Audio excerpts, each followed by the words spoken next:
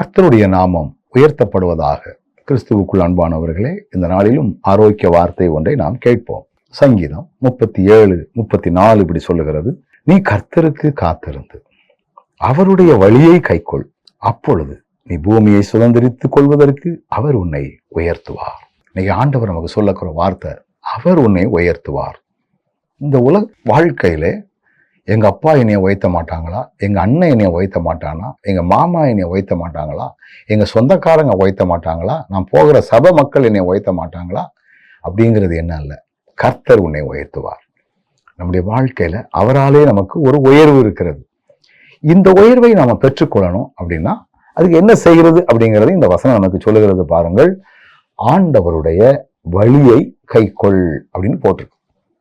அப்போ வேத வசனங்களை வாசிக்கும் பொழுது ஆண்டவருடைய ஒவ்வொரு செயல்பாடுகள் என்ன, நாம் எவைகளுக்கு கீழ்ப்படிய வேண்டும், எவைகளை கை கொள்ள வேண்டும் அப்படிங்கிற அநேக காரியங்களை நாம் தெரிந்து கொள்ளும் பொழுது, நம்ம வேதம் வாசிக்கும் பொழுதெல்லாம் வெறும் ஆறுதலான வார்த்தைகள் அல்ல, கீழ்ப்படியக்கூடிய காரியங்களை மையப்படுத்தி நாம செயல்படும் பொழுது, அதற்கு நம்ம செவி சாய்க்கும் பொழுது உயர்வுகள் தன்னால வரும்.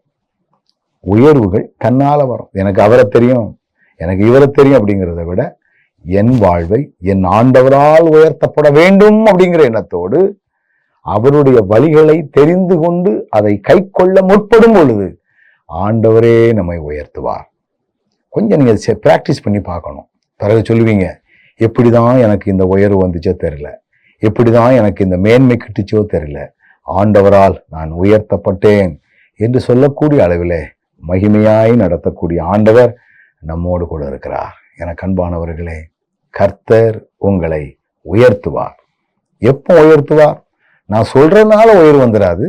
அவருடைய வார்த்தையை கை கொள்றதுனால, அவருடைய வார்த்தைகளுக்கு கீழ்ப்படிவதனால, அவருடைய வழியை நம்ம தெரிந்து கொண்டு அதற்கு நம்ம அர்ப்பணிக்கிறதுனால உயர்வு தன்னால வரும். கண்களை மூடுவோமா? நல்ல ஆண்டவரே, நீரே எங்களை உயர்த்த விரும்புகிறீர். அதற்கு நாங்கள் இடம் கொடுக்கணும். உங்களுடைய வழியை கை கொள்ளணும். தன்னால உயர்வு எங்களுக்கு வரப்போகிறது. இதை நாங்கள் எங்களுடைய அனுபவ ரீதியாக்கி கொள்ள எங்களுக்கு அனுக்கிரகம் பாராட்டும். உயிர் திறந்த இயேசுவின் நாமத்தில் ஜெபிக்கிறேன் நல்ல பிதாவே.